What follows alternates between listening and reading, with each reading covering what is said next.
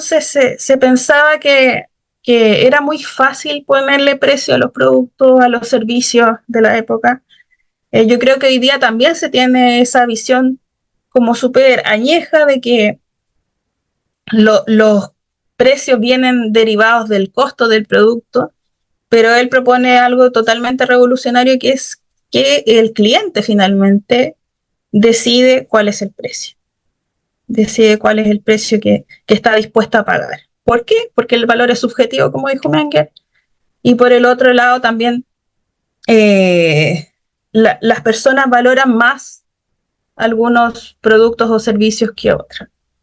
Por ejemplo, no sé, un futbolista va a valorar más los zapatos de fútbol que una persona que no practica fútbol, por lo tanto el futbolista está dispuesto a pagar más caro por un zapato de fútbol y a alguien que no le es útil el zapato probablemente no va a tener interés ni siquiera en comprarlo.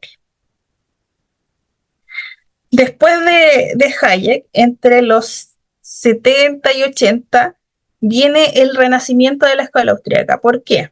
Porque cuando Hayek recibe su premio Nobel, como que queda en un letargo. No aparece ningún otro austriaco. Finalmente Keynes es el que llega a ser como el más popular entre los economistas, sin ser el economista. Eh, y se empieza a enseñar en las universidades la economía que predicaba Keynes y no la de Hayek, que era la buena economía de la época. Por lo tanto, hacia los 70 y 80 viene un renacimiento de esta escuela austriaca y ahí es donde llegan varios otros autores que hoy día todavía leemos y bueno, está Israel Kirzner que habla sobre todo lo que es la teoría del descubrimiento empresarial, está Murray Rothbard, que es uno de los autores preferidos de todo el mundo libertario porque además Rothbard sienta lo que es las bases del anarcocapitalismo. Ya él plantea básicamente que el Estado es prácticamente un leviatán, un demonio. Por lo tanto, todo lo que pase por el Estado va a estar podrido y no le va a servir a los ciudadanos y que el Estado al final busca atravesar la, la, la vida de las personas y a través de ello instalar el control. ¿Ya? Eh, para Rothbard, básicamente el Estado tiene que desaparecer, o sea, ni siquiera le deja tener como unas funciones mínimas como quieren algunos, pero Rothbard dice que básicamente no debiese existir. Y así es como nace el anarcocapitalismo. Entonces Rothbard lo que hace finalmente es mezclar la teoría de la economía austríaca con la filosofía de la libertad y bueno, era una especie de punk intelectual, Rothbard. Y bueno, en 1985, este otro hito clave que eh, se crea el Mises Institute, que es una de las instituciones más nombradas de lo que es la escuela austríaca. Es un instituto que se dedica a difundir todas estas ideas del pensamiento austríaco, a formar más economistas austríacos, concentra una vez al año también en el Mises University la enseñanza de la teoría austriaca a alumnos nuevos, fomenta la creación de nuevos economistas austriacos y así.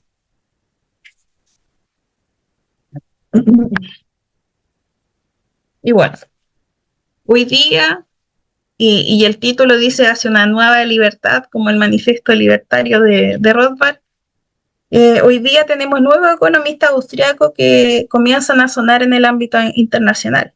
O sea, tenemos, por ejemplo, Miguel Ancho Basto en España, Jesús Huerta de Soto también en España, Juan Ramón Rayo en España.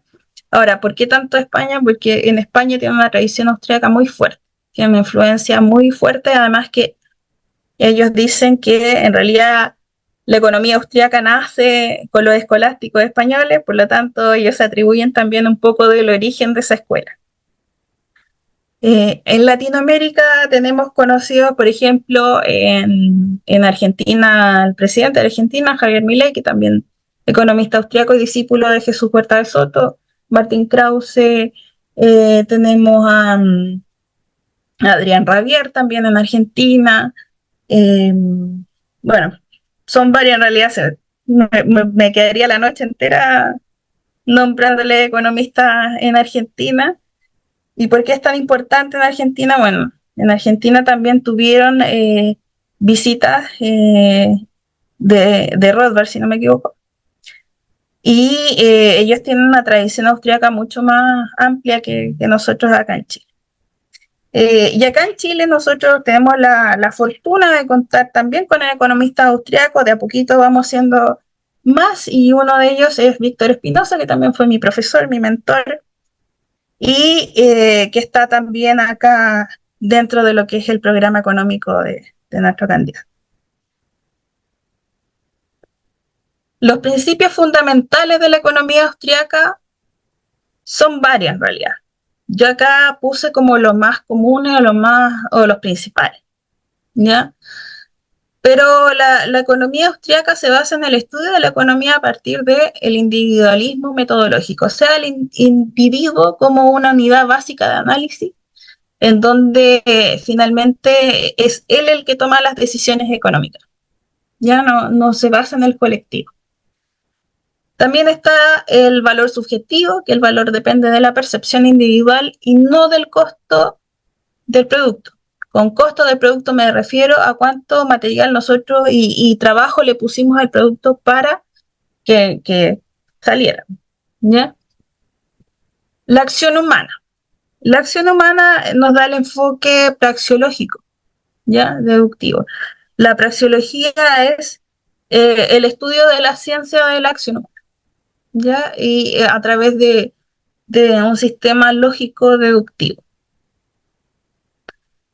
Eh, Otro principio fundamental es lo que les mencionaba que había introducido Hayek, que el conocimiento es disperso, que no podemos concentrarlo, por lo tanto tenemos que planificar de una forma, o sea, no podemos planificar, perdón, de una forma centralizada justamente por esta dispersión.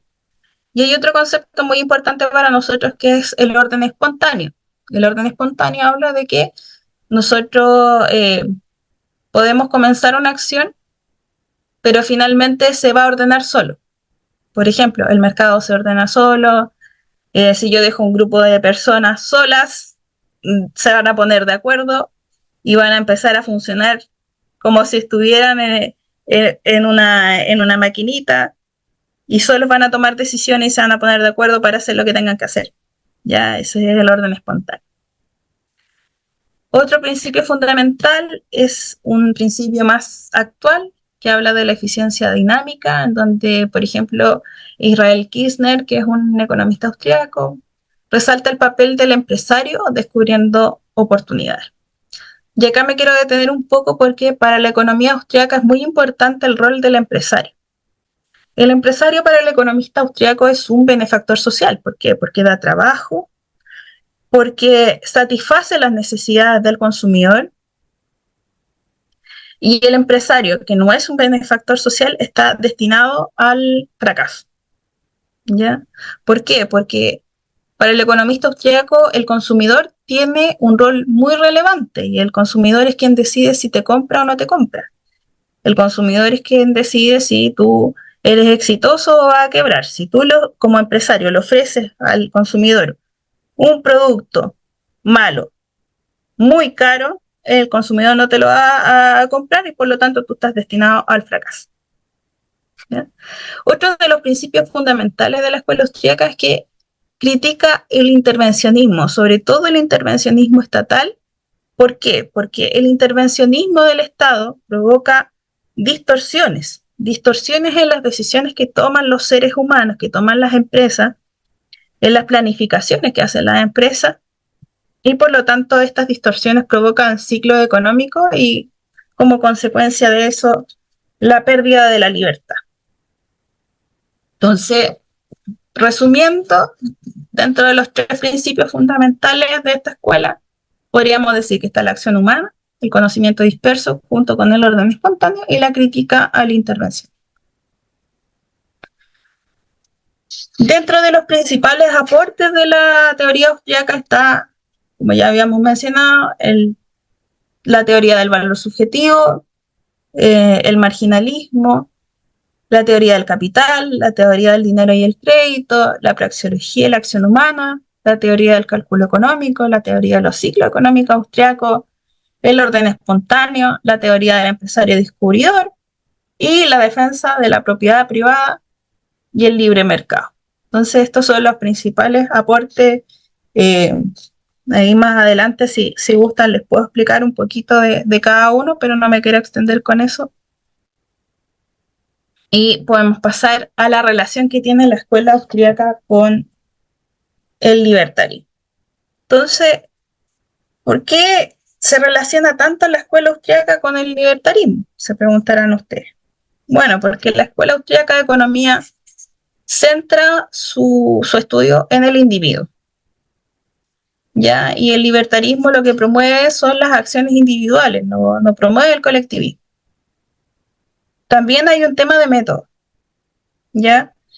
Que se relaciona muy bien, porque el método de estudio de la escuela austríaca es la praxeología, o sea, la ciencia de la acción humana. Y por el lado del libertarismo está la ética de los derechos naturales. Los derechos naturales son todos esos derechos que nacen con el ser humano y que son anteriores incluso al Estado. Para la escuela austríaca, su sistema preferido económico es el libre mercado, que se relaciona muy bien con el libertarismo, porque el libertarismo tiene como sistema preferido una sociedad sin coerción estatal, o sea, sin intervención. Ambos critican la intervención del Estado en cualquier sentido. Se critica la ineficiencia del Estado por parte de la escuela austríaca, y el libertarismo critica del Estado la violación de la libertad individual. La escuela austríaca propone que el orden social debe ser espontáneo y el libertarismo dice que debe ser voluntario y contractual. Con respecto a la representación, un segundito acá.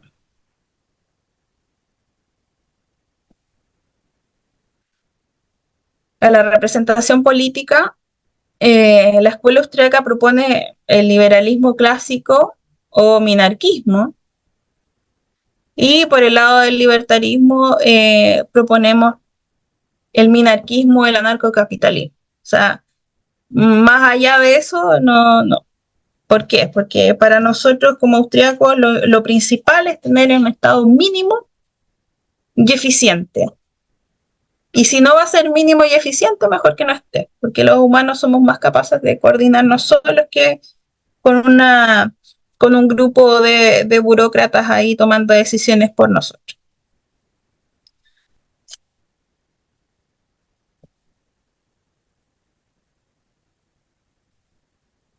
Avanzando un poco, perdón acá, tengo unas lecturas recomendadas para quienes quieran leer más sobre la escuela austríaca. Los libros principales acá están detallados, pero quisiera hacer énfasis en el último libro que tengo acá destacado, que es el libro del profesor Víctor Espinosa, Principios Modernos de Economía del Desarrollo, que además es su tesis doctoral, en donde él habla de todos estos puntos que ya les mencioné de la teoría austriaca, pero además él hace una propuesta para Chile, y esa propuesta ahora se está viendo reflejada también en las propuestas presidenciales del candidato Eugenio Cáceres.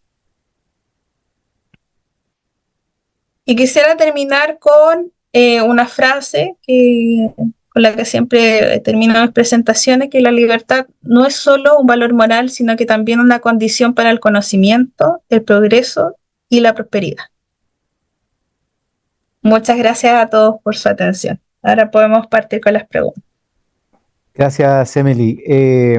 Les pido si pudieran ustedes hacer sus preguntas, pero marquen, ¿no es cierto?, con las reacciones. Ahí tienen un dedito para que puedan levantar la mano y nos vamos organizando de esa manera.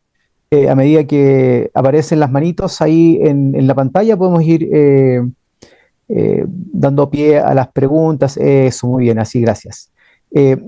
Para comenzar solamente, Emily, gracias por tu ponencia. Me gustaría si pudieras ahondar un poquitito en el método, en la praxeología lógica, ¿no es cierto?, como lógica de la acción humana, ya que cuando uno comienza a leer sobre la escuela, es lo primero que llega al camino. Se entiende que el centro, ¿no es Sí, cierto?, es el hombre, el individuo, perdón, pero es la praxeología lo que uno debiera comenzar a entender y de ahí la relevancia que tiene la acción humana sobre todo el resto, especialmente la subjetividad. Si nos pudieras ayudar ahí con eso, por favor. sí. Básicamente la praxeología habla de que es la ciencia del estudio de la acción humana. Entonces, la praxeología parte del axioma de que los humanos actúan con un propósito, ¿ya? Y ellos buscan alcanzar fines mediante medios, que es un principio económico que comparten con todas las escuelas de economía, ¿ya? La diferencia acá está en que de esta premisa básica nosotros deducimos leyes económicas, ¿ya? Como la ley de la utilidad marginal o la preferencia temporal. ¿Qué quiere decir todo esto? Que finalmente parte de la deducción humana, de la acción humana, del humano tomando decisiones, lo que nosotros preferimos comprar, lo que nosotros preferimos estudiar, las decisiones en relaciones personales, o sea, todo parte de una decisión humana, de una acción.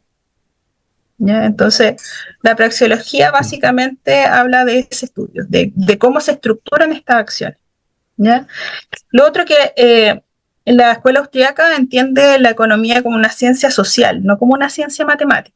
Por lo tanto, una de las principales críticas que ha tenido la escuela austriaca es justamente como el uso de las matemáticas. ¿Por qué? Porque la otra escuela utiliza la econometría, hacen estadística, y nosotros no es que no ocupemos la estadística, no ocupemos la matemática, la ocupamos.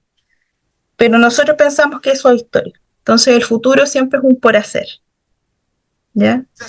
Y en ese sentido nosotros no podemos sentarnos con una bolita de cristal y un modelo matemático a predecir qué es lo que va a pasar. ¿Ya? Por lo tanto, nosotros tratamos de adecuarnos a las decisiones que podría tomar el ser humano. Y en ese sentido, por eso es tan importante el sistema de precios y no tocar los precios. Uno de los precios, por ejemplo, de la economía son los salarios. ¿Ya? Y si nosotros manipulamos el salario, estamos distorsionando las señales que nos da el mercado, estamos distorsionando el sistema de precios y por lo tanto las decisiones también que van a tomar los seres humanos. Entonces se podría decir que la insatisfacción de las personas son un motor o un aliciente para tomar decisiones. Sí, sí.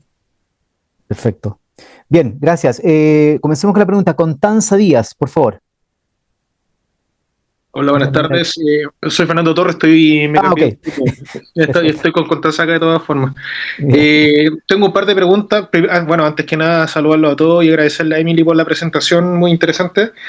El, bueno, la primera pregunta es sobre bueno, entiendo toda esta teoría en términos como de modelo económico omnipresente, pero la realidad es que tenemos que interactuar o la economía vive en un entorno que es dinámico y que está fuera de nuestro control. Entonces, en particular, mi pregunta es cómo conversa la crítica del intervencionismo en cuanto al intervencionismo externo. Pienso, por ejemplo, el caso de lo que pasó en Huachipato, que es una industria nacional que feneció por la intromisión ahí de China en el mercado, el tema de los precios de los aceros, etcétera. Entonces, por un lado se está promulgando que el Estado debiera reducir o minimizar su intervención en la economía nacional, pero eso no nos expone a manipulaciones externas. Y la segunda pregunta es cómo se conecta esto que estamos estudiando de la economía austriaca con lo que pasó en los Chicago Boys a principios de los 80. Sí que hay algo de eso, algunos de esos elementos que fueron incorporados en la última década del gobierno militar. Eso, muchas gracias.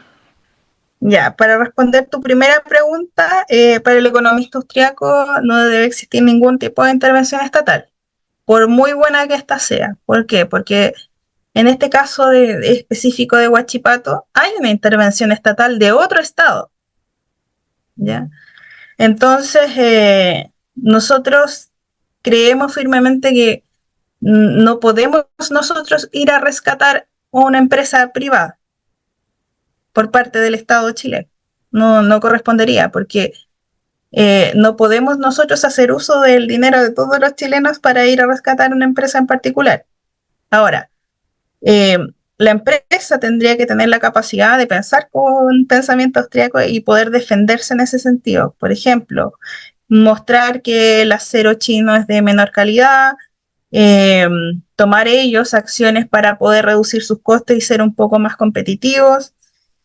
Pero en Chile es muy difícil. ¿Y cómo podemos ayudar desde el Estado a que Huachipato, empresas como Huachipato tengan una mejor competencia a nivel internacional? Es justamente desregulando, haciendo que no sea tan cara la contratación, que su costo de empresa también se reduzca. Y esa es la forma que nosotros tenemos como Estado de ayudar a las empresas a que sean más competitivas a nivel internacional. Con respecto a los Chicago Boys, bueno, los Chicago Boys no son austriacos, los Chicago Boys vienen de la escuela de Chicago, o sea, de Milton Friedman. Ellos tienen una concepción muy distinta a la de los austríacos, sobre todo con el tema del dinero como, y cómo se produce, por ejemplo, la inflación. ¿Ya? Los austríacos creemos que, por ejemplo, la inflación es producida por una emisión de dinero. ¿Ya? Ya que hay un efecto muy conocido que se llama efecto Cantillon, que pasa que los primeros en recibir este dinero de nueva creación son los beneficiados, pero a medida que este dinero va pasando de mano en mano, va generando inflación, van subiendo los costos y el más perjudicado es el que recibe el dinero al último, que básicamente son los más pobres. ¿Ya? Para nosotros no es multifactorial la inflación, ¿ya? Sino que tiene que ver directamente con la emisión de dinero. ¿Ya? Y por el otro lado, las políticas de los Chicago Boys son de corte liberal. Por lo tanto, ellos creían en el libre mercado, pero de todas formas se hicieron intervenciones estatales. ¿Ya? Acá nosotros, el modelo de los Chicago Boys tampoco fue aplicado tal cual lo predicaba Friedman. ¿Ya? Pero sí se hizo un modelo que era revolucionario para la época, en donde se dejó actuar mucho más al mercado. Pero de todas formas contó con intervención estatal que los austríacos decimos que no se debe hacer. Ya es parte de lo prohibido. Ahora, ¿qué se nos queda para el futuro con el tema de los Chicago Boys? Yo creo que nos enseñaron el valor de la libertad, por lo tanto hay que agradecerles, pero siguen muy firmemente aferrados a lo que es la planificación central, por lo tanto nosotros no creemos que por ahí sea el camino, sino que tenemos que dejar a la gente libre que tome decisiones, que cree empresas, que dé empleo, y si alguien necesita ayuda, lo ayudaremos de parte del Estado, pero nada más que eso. ¿No? Bien, Alberto, por favor, José. Sí, muchas gracias. Muy excelente la exposición. Yo tengo dos preguntas. ¿Existe algún país anarcocapitalista, primero? Y segundo, ¿cómo va eso con nuestras ideas de nacional libertario? Con énfasis en lo nacional, porque digamos, sin Estado no sé cómo se podría mantener la nación. Ya, muy buena su pregunta. Y aquí voy a citar dos cosas. Países anarcocapitalistas no existen todavía. ¿Por qué? Porque tenemos el dilema del prisionero. Creemos que si no tenemos Estado, básicamente va a venir otro Estado más grande a atacarnos. ¿Ya? Y un poco lo que pasaba cuando nació el Estado. El Estado nació por un tema de protección a sus ciudadanos, porque estaban siendo todos colonizados por otras tribus, básicamente. Entonces llegó alguien más fuerte y dijo, mira, yo te voy a ofrecer protección, tú me pagas un tributo, yo te ofrezco protección y te cuido de los otros bárbaros que vienen a atacar. Y así nace el Estado. Pero hoy día no es tan así. No es tan así como que cualquier Estado pueda atacar a otro y declararle la guerra y colonizarlo. No, no es tan así. Entonces, tenemos un poco la tarea un poco más fácil. Quizás no podemos llegar a un anarcocapitalismo hoy día.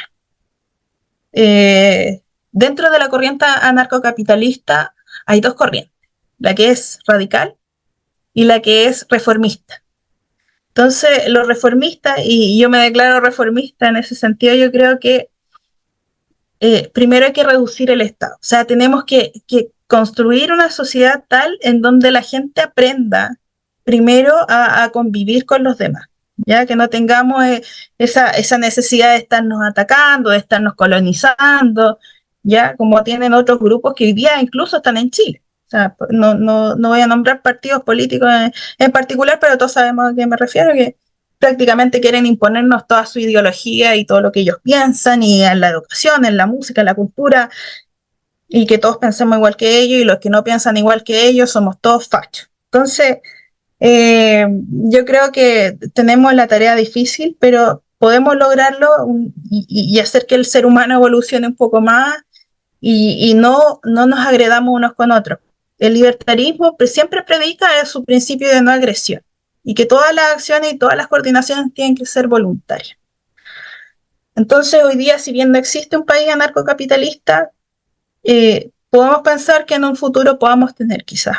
Si es que nos liberamos varios países del Estado, probablemente podamos tener una sociedad un poco más anarcocapitalista. Ahora, tenemos el ejemplo de Argentina, un ejemplo claro de lo que está haciendo Javier Milei en Argentina, de desregular, de dejar que la gente tome decisiones, de que el ciudadano se haga responsable de su vida y el Estado tenga una intervención mínima. Entonces, en Argentina se está promoviendo todo lo que es un minarquismo, ya que lo más cercano a vivir sin Estado.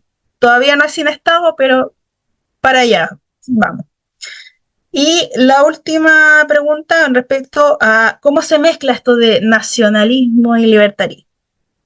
Jesús Huerta de Soto, que es un académico que es anarcocapitalista, o sea, él promueve la vida sin Estado, escribió un ensayo muy interesante que se llama La teoría del nacionalismo libertario. ¿Ya?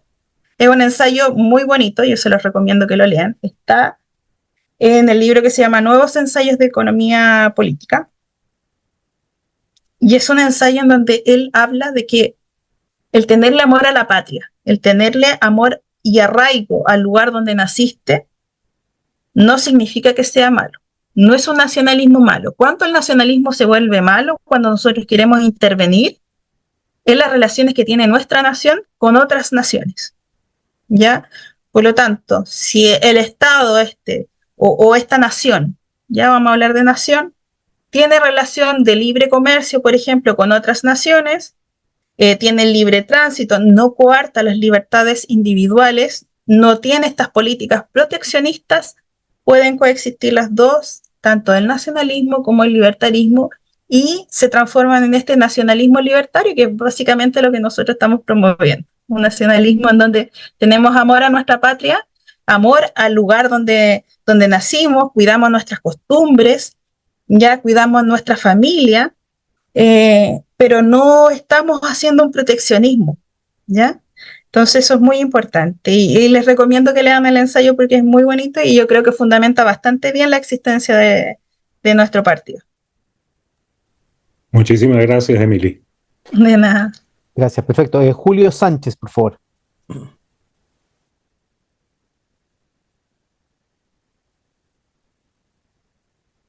Está muteado.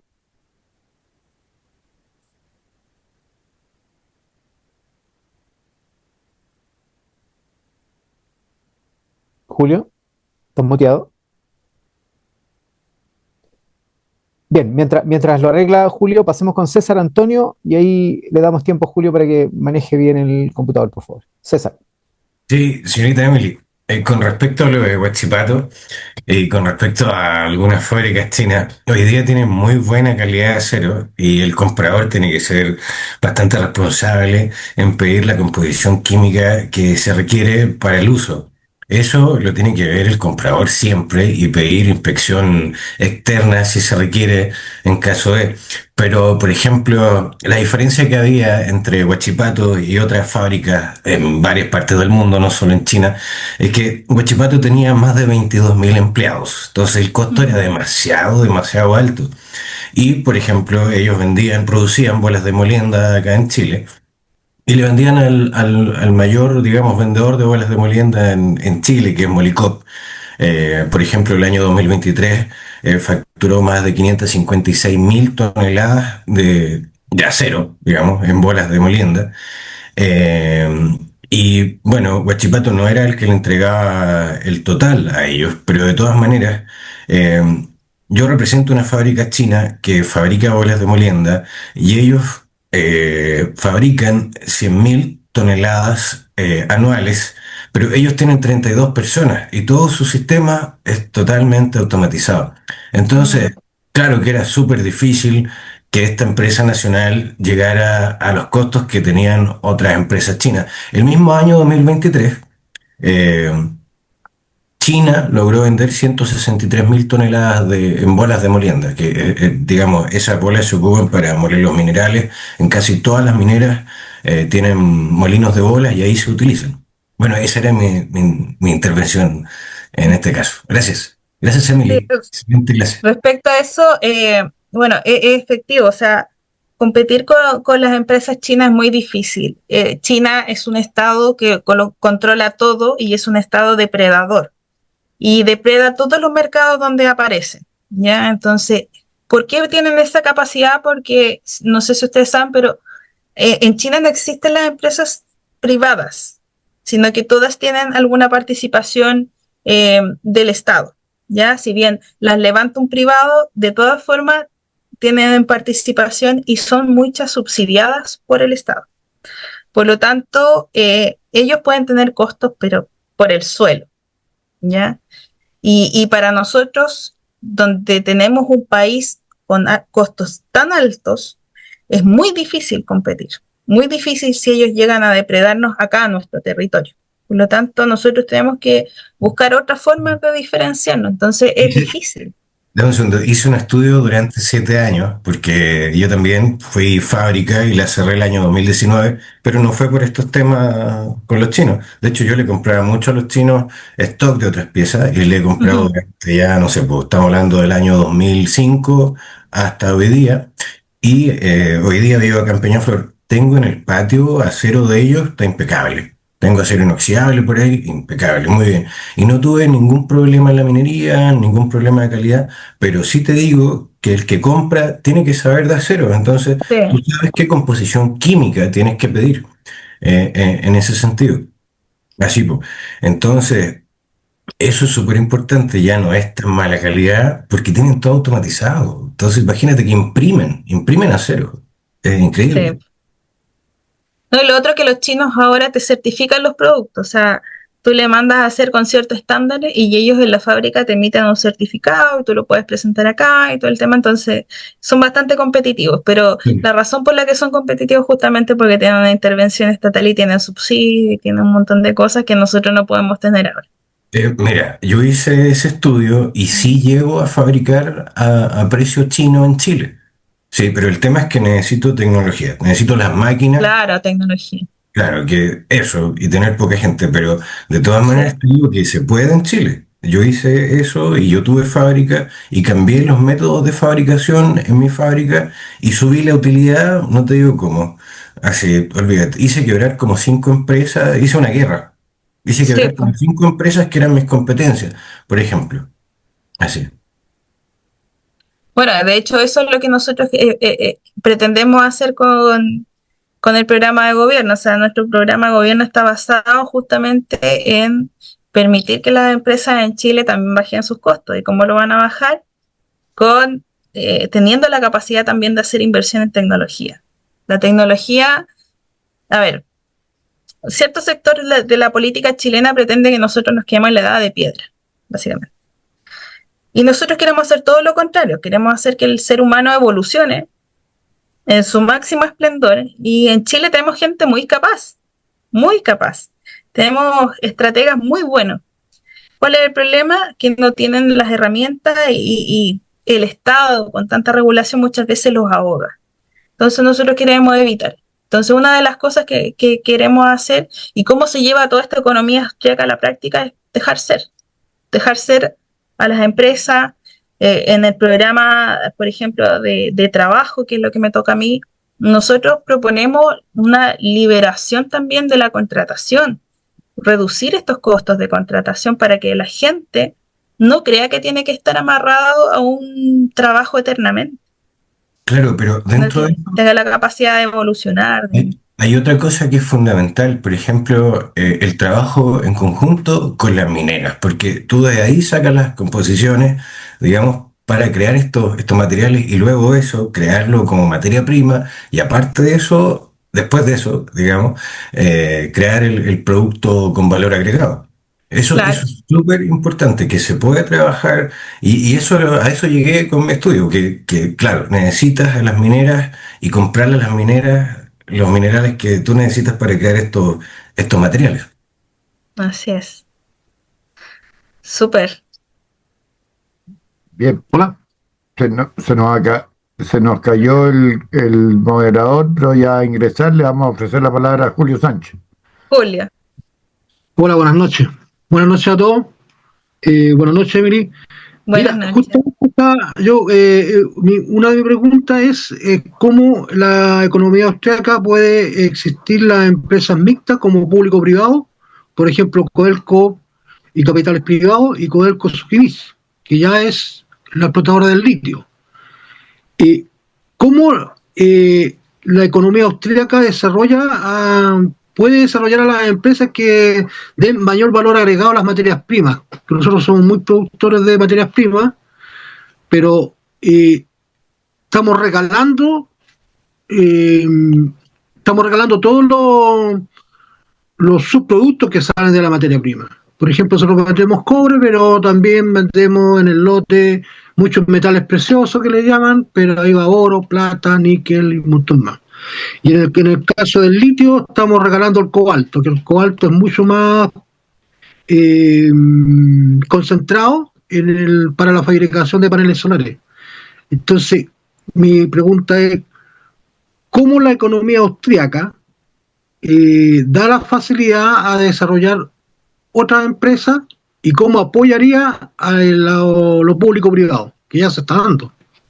Sí, bueno, la escuela austríaca en realidad promueve, ojalá que todo sea privado y que el Estado no meta sus manos porosas por ahí, porque cada vez que mete las manos, algo de plata queda por ahí entre un montón de funcionarios. Entonces, la verdad es que hay recursos que se podrían utilizar mucho mejor si es que las manos fueran privadas, donde está el principio de la eficiencia por delante. Ya el Estado no tiene ese principio de ser eficiente. Eh, pero bueno, ¿en qué se traduce para nosotros? Para nosotros se traduce en que eh, como Estado uno no puede intervenir en la empresa ni en las decisiones, pero lo puede ayudar. ¿Cómo lo ayuda? Por ejemplo, bajando impuestos. Entonces, bueno, eso lo van a ver después con el plan económico que Víctor les va a explicar. Pero básicamente nosotros, ¿de dónde ayudamos? Desde la desregulación, desde fomentar la innovación, de que el empresario tenga todas las herramientas para poder generar nuevas tecnologías, que sus productos sean de mejor calidad, que además la contratación no sea cara y que tengamos una sociedad que les dé certezas.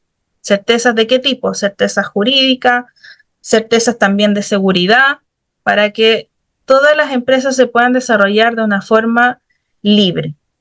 ¿Ya? El tema de la seguridad también es importante para el desarrollo de una empresa. ¿Por qué? Porque si no estamos en un ambiente seguro, también nuestros costos aumentan. ¿Y por qué aumentan? Porque tenemos que pagar la protección también.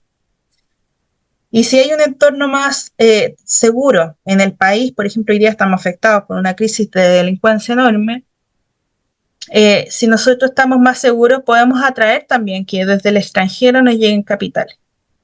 ¿Ya? Pero por parte del Estado, básicamente, esto se transforma en un bajar impuestos, en un promover la creación de empresas, en promover la innovación, en generar los medios para que las empresas tengan más tecnología, que salgamos básicamente de la edad de piedra, cuidando también de otras cosas que el empresario también se tiene que preocupar, por ejemplo, del tema de la contratación, de los despidos, que la educación de los niños, de la familia. Entonces es un conjunto de cosas. Entonces, como les digo, o sea, nosotros como economistas austriacos pensamos que el Estado tiene que intervenir lo menos posible, pero que esa intervención sea beneficiosa para el empresario. Entonces, en ese sentido, insisto, Víctor les puede quizás ahondar más en lo que va a ser el programa económico, pero básicamente para nosotros se traduce en reducir impuestos. Ya, Bien, Pablo perfecto. Contreras, por favor. Una consulta. A la diferencia entre la escuela de libre mercado de Harvard y la escuela austriaca. A ver, es que Harvard tiene distintas áreas como Correcto. escuela. Entonces no, Me no, refiero no a la es que que solo tenga libre mercado, pero la que a usó ver, Deutsche del 85 al 90. sí, lo que pasa es que la escuela, a ver, en Estados Unidos hay distintas corrientes andando, y las distintas corrientes conviven en las distintas escuelas de negocio. Ahora nosotros podríamos decir que hay unas más libres que otras. Por ejemplo, la de Chicago. Pero ¿de qué han pecado quizás? De que introducen este tema de la intervención estatal. Entonces, una cosa es que ellos se digan que son liberales porque creen quizá en un estatismo medio difuso ahí como mínimo, pero finalmente somos muy distintos. Acá nosotros promovemos, de hecho, que la intervención estatal sea la mínima y que las políticas apunten a liberar la decisión de las empresas. Gracias. Pablo. Hola, gracias. Hola, Emily. Mira, mi consulta Hola. es la siguiente con respecto a, desde el punto de vista de la economía austríaca, ¿cómo debiera operar el crédito? Esa es mi consulta. Uy, ahí tenemos debate al interior de la escuela austríaca respecto al crédito. ¿Ya? El crédito, bueno, hay varios libros.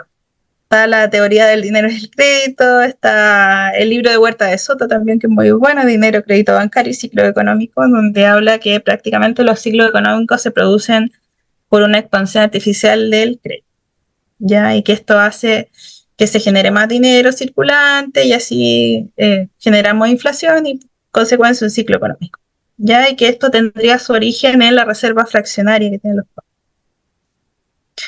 Entonces, ¿cómo debería operar el crédito? Básicamente, desde la Escuela Austriaca de Economía es con ahorro, ¿ya? O sea, nosotros no podemos generar crédito artificial, sino que tiene que ser crédito o crecimiento en realidad basado en el ahorro. ¿Por qué? Porque para nosotros es importante y es un fundamento dentro de la Escuela Austriaca que nosotros tenemos que preocuparnos de capitalizar. O sea, la Escuela Austriaca de Economía es la escuela capitalista por excelencia, ¿ya? ¿Y qué significa capitalismo? Capitalismo es acumulación de capital. Esta acumulación de capital se transforma en ahorro. Ese ahorro se transforma en inversión. Y cuando nosotros vamos a invertir es donde nace el crédito, ¿ya? Por lo tanto, para nosotros es muy importante que esta expansión del crédito no sea artificial, sino que sea basada en ahorro genuino, ¿ya? No sé Bien, si contesto tu pregunta. bien, gracias. Sí, me queda más claro. Claro, es como, considerando como lo que hay actualmente, pensaría como en estos sistemas como de, ¿cómo le dicen? Como co-founding. Así que podría ser como Sí. lo más aproximado a tu idea. Ya, bueno, me quedo más claro. Gracias. Bien, vamos a tomar las últimas tres preguntas de Gabino, Carlos y Omar. Gabino, por favor. Gracias. Buenas noches a todos. Gracias, Emily, por su charla. Emily, bueno, le respondió en parte a Julio ahí.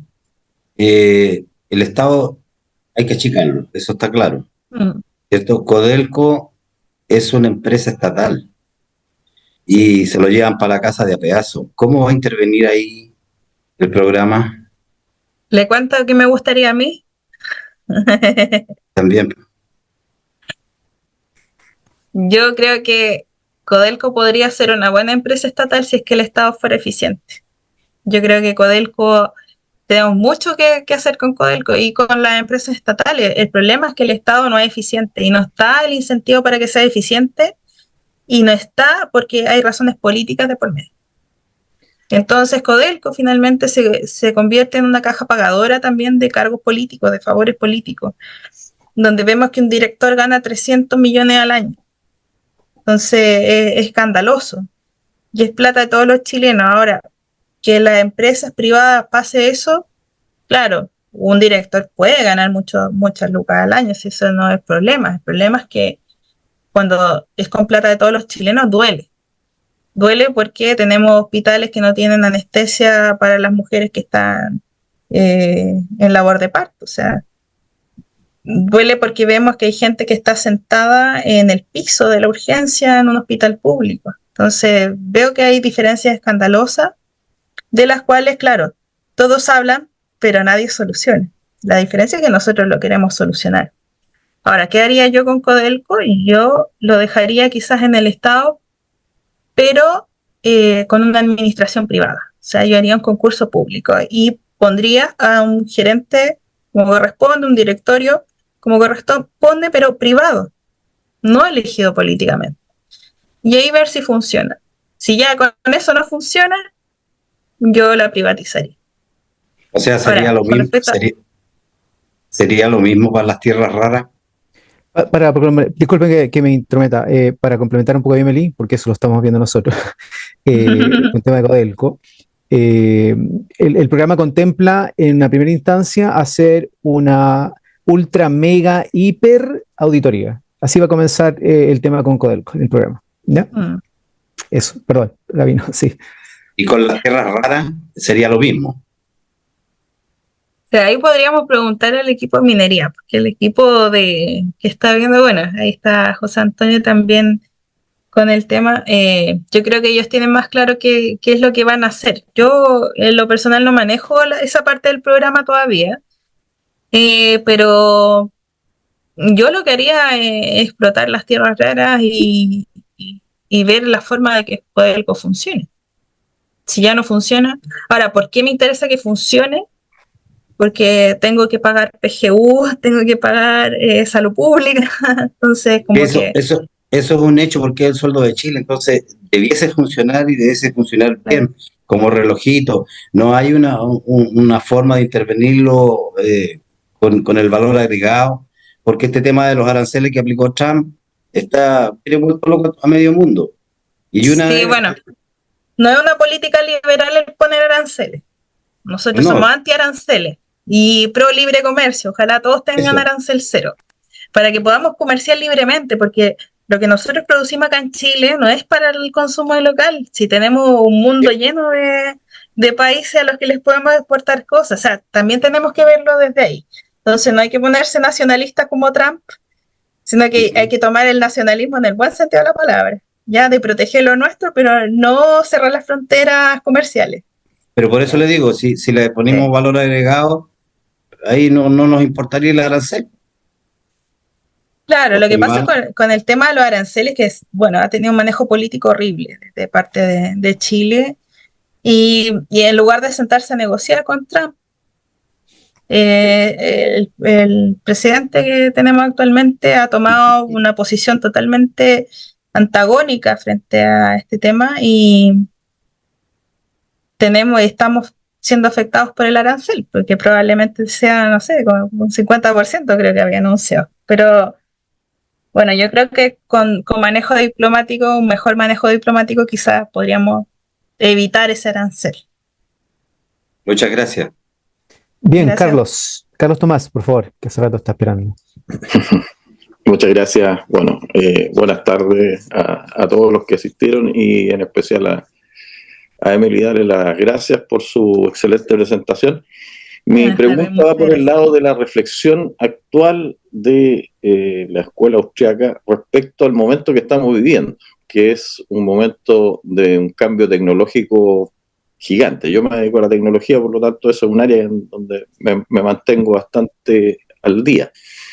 Y respecto al trabajo humano, estamos en una época en que este trabajo se va a reemplazar muy rápidamente.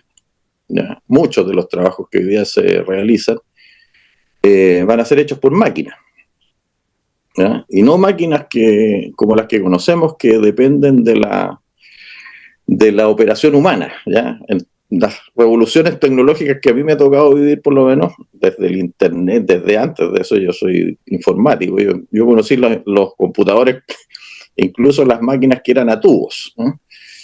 Entonces, claramente esta es una revolución distinta en términos tecnológicos, porque por primera vez tenemos máquinas que son autónomas, absolutamente autónomas, capaces de pensar, de resolver problemas que ni siquiera nosotros somos capaces de resolver. Y eso cambia la perspectiva del trabajo. Entonces mi pregunta para Emily es si es que hay alguna reflexión dentro de la escuela austriaca respecto a ese futuro, que no es la normalidad que nosotros estamos acostumbrados, ni la proyección de que el trabajo humano va a continuar forever, digamos, sino que va a cambiar muy rápidamente nuestra forma de vida. Nosotros estamos acostumbrados que nosotros vivimos para trabajar, para darle valor a otros. ¿Qué va a suceder cuando eso ya no sea necesario? ¿Qué va a pasar ahí con la economía? Eso es lo que quiero saber. La escuela austríaca ha sido un poco visionaria en ese sentido, porque la escuela austríaca apuesta a la evolución, ¿ya? ¿Por qué? La escuela austríaca no teme que se pierdan puestos de trabajo, al contrario, piensa que con la tecnología, que las máquinas hagan el trabajo pesado y nosotros nos dedicamos a hacer otras cosas. Entonces, como que podemos ir descubriendo y podemos tener nuevas funciones, ¿ya? Y si las máquinas nos ayudan a hacer más trabajo en menos tiempo, nosotros vamos a tener una utilidad mayor. Por lo tanto, no le tenemos miedo a esta digitalización, al progreso, al avance tecnológico, ¿ya? Entonces, básicamente eso, nosotros pensamos que el ser humano que está realizando una función puede perfectamente ser reemplazado por una máquina y dedicarse a hacer otra función, ¿ya? O ser el operario de la máquina o aprender, no sé, nuevos idiomas, aprender a programar las máquinas, o sea, hay un orden, ¿ya? Por eso es esencial entender el tema del orden espontáneo. Entonces, cuando hay una evolución tecnológica, se pierden puestos de trabajo. Pero para la escuela austríaca, esta pérdida de puestos de trabajo no es mala, sino que corresponde a una reorganización de la economía. Por lo tanto, los seres productivos de una empresa que son despedidos pueden ir a ser productivos en otro lugar de la sociedad donde son más necesarios, ¿ya? Por lo tanto, tenemos una visión completamente a favor de lo que es el avance tecnológico y todo lo que conlleva, incluso con los despidos, porque eso puede hacer que por ahí salga un emprendedor nuevo, que otros sectores de la economía que sí requieren gente puedan tener esos recursos y así todos seguimos avanzando hacia el progreso. Muy optimista la visión de la escuela. Sí. Porque, Bien. bueno, yo, como te digo, de las evoluciones tecnológicas que me ha tocado vivir, que son varias, esta es muy distinta en términos de su relación con el ser humano.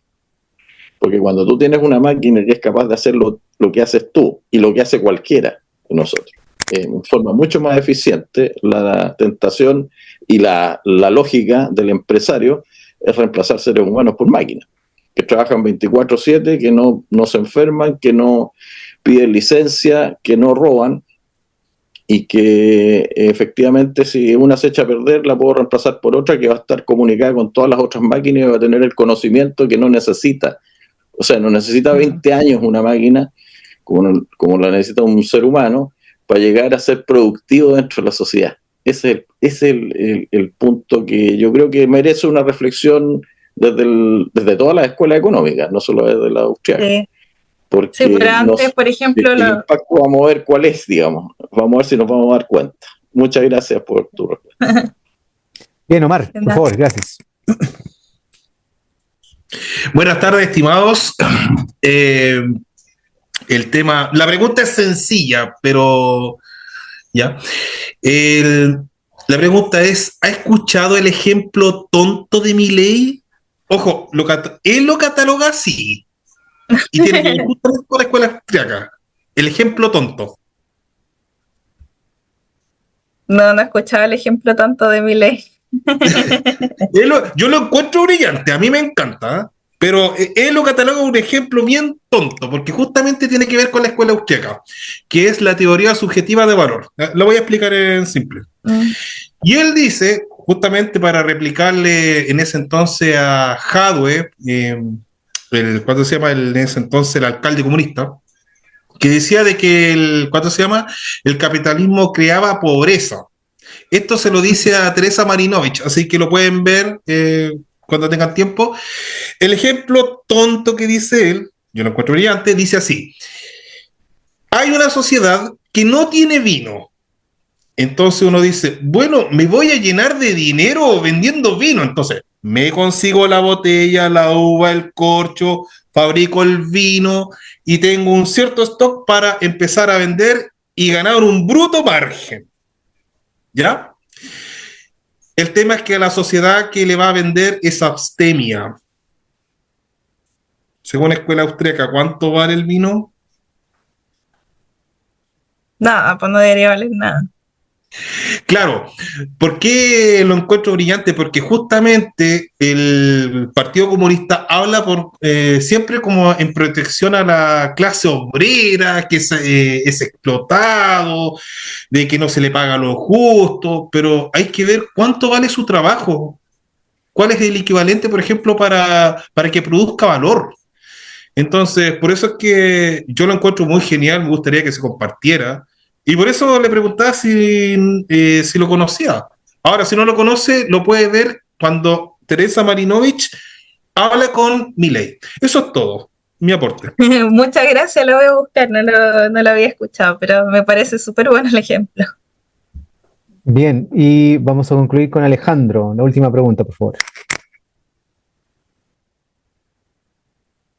Hola, buenas noches. Ahí me pude conectar. Muy interesante la exposición de Emily. Mi Muchas consulta, gracias. bueno, yo me siento un poquito más reflejado con lo que se llama como minarquismo, que es una porción pequeña de Estado, eh, desde la perspectiva que a través de las políticas públicas, bueno, los países que han generado mayor crecimiento y se han ido liberando un poco, han generado ese crecimiento y necesitan un poquito esa política pública. Mi pregunta es, vía derogación, vía ir desregulando, que me parece muy bien eso, porque podríamos volver al inicio de muchas leyes que eran muy buenas y que se fueron muriendo con tanto decreto y tanta reforma, que las reformas encuentro que son muy malas porque aparte que necesitas el apoyo de sectores económicos, te empiezas como a comprometer con ciertos sectores para poder lograr cosas. Prefiero más la desregulación. ¿Está bien o será buena una vía de legal o constitucional, como se pudiera decir, que se pueda controlar la deuda y además, por ley, exigir al gobierno de turno que tenga un crecimiento mínimo para el país y si no lo logra, que pueda ser tal vez sancionado, destituido, ya que no genera ese beneficio para la nación? Esa es mi pregunta. Sí, mira, es difícil de contestar esa pregunta porque si nosotros exigimos un crecimiento mínimo para el Estado, nos estamos saltando un principio básico de la escuela austríaca, que es que la economía se compone de acciones humanas, impredecibles. Por lo tanto, nosotros no sabemos si mañana va a haber otra pandemia y vamos a tener que estar encerrados, o se va a morir la mitad de la población y probablemente seamos improductivos. Ahora, el crecimiento de un país lo medimos a través del PIB, económicamente. ¿Y el PIB qué es? El PIB es la suma de todo lo que se produce en un país dentro de un año, más el gasto público. Pero te voy a decir una cosa. Si nosotros llegamos al gobierno, probablemente nuestro PIB se contraiga, porque nosotros vamos a hacer un recorte tal que vamos a cortar el gasto público. Y ese gasto público se va a ver reducido y va a impactar directamente en el PIB. Por lo tanto, nuestro PIB probablemente se va a ver contraído. Vamos a crecer menos, según esta medición. Entonces, el PIB es medio engañoso, pero así se mide el crecimiento. Entonces, si tú me dices, si ponemos la ley y nosotros mismos vamos a hacer que se contraiga el PIB, sería como un poco contradictorio, ¿ya? Y es un poco lo que le pasó a Milei. Entonces, muchos economistas chanta de redes sociales, que decimos nosotros, auguraba un mal futuro porque en los primeros meses de funcionamiento de Milei, cuando tiró esta ley ómnibus, y varios decretos además, y empezó a desregular la economía, empezó a sacar funcionarios públicos, a cerrar departamentos, el gasto público se contrajo de una forma enorme. Entonces vimos una contracción de más o menos 3 puntos del PIB, 3,5% creo que fue. Entonces, evidentemente él tuvo una contracción del PIB, pero porque el PIB tiene este componente de gasto público que si tú lo achicas, se va a contraer también. ¿Ya? Claro. Entonces, por eso es como un poco engañoso. Y exigirle a un gobierno que tenga un crecimiento X, es que ya no depende del gobierno. No depende del gobierno porque finalmente son todas las empresas de un país actuando. Y eso incluye todo lo que invierten desde el extranjero también acá. Y si deciden que no quieren invertir, también vamos a ver afectado al gobierno, aunque el gobierno tenga buenas políticas, solo por el tema de la meta de crecimiento. Entonces, como que es un poquito engañoso, yo no lo haría. Ok. Lo que sí podemos hacer desde de exigir es que la gobernanza sea buena. Y gobernanza en el sentido de que no existan despilfarros públicos, que se automatice lo más posible la función del Estado. En ese sentido, tenemos 1.200.000 aproximadamente funcionarios públicos en un país de 17 millones de personas, 18 millones, no sé cuántos somos ahora, como 20 ya.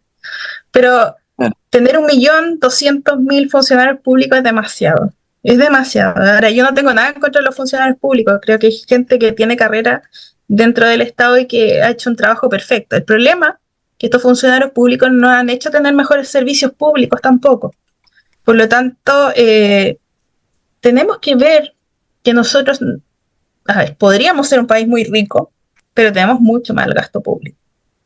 O sea, tenemos asignaciones a dedos de presupuesto. Ya vimos lo que pasó con el caso fundaciones.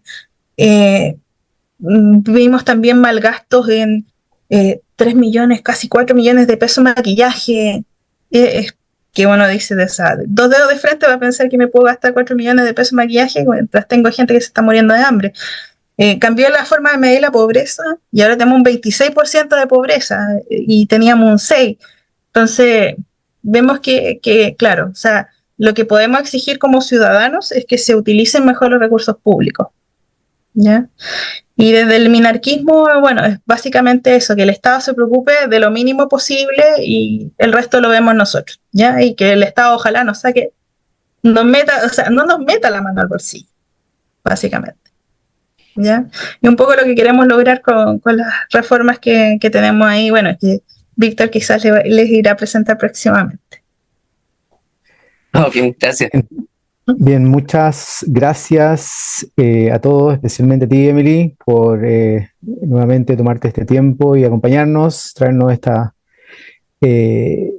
ilustración con respecto a lo que es la escuela austriaca y entender un poquito más las bases de nuestro partido, en cierta manera, ¿cierto? Donde estamos partiendo y hacia dónde vamos. Nos pasamos un poquito, así que disculpa. Vamos. No, yo feliz. Perfecto. Les cuento que Emily nos va a acompañar en un par de semanas más, ahora con un tema diferente que va a ser básicamente lo que ella está haciendo con el tema de los programas, el desarrollo, el futuro Ministerio de Desarrollo Humano, o vemos ahí si hacemos una pequeña, digamos, comentario con respecto a lo que es el trabajo social, el trabajo y el área social. ¿Ya?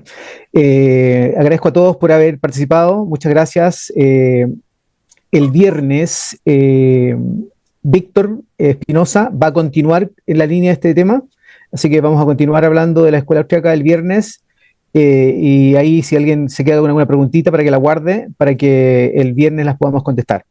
Agradezco nuevamente a todos y Fernando Rodríguez a ti especialmente y Emily, muchas gracias. Que estén bien Muchas todos. gracias Buenas a todos noches. por la asistencia y agradezco también sus preguntas y su participación. Espero que les haya gustado la charla. Excelente, gracias.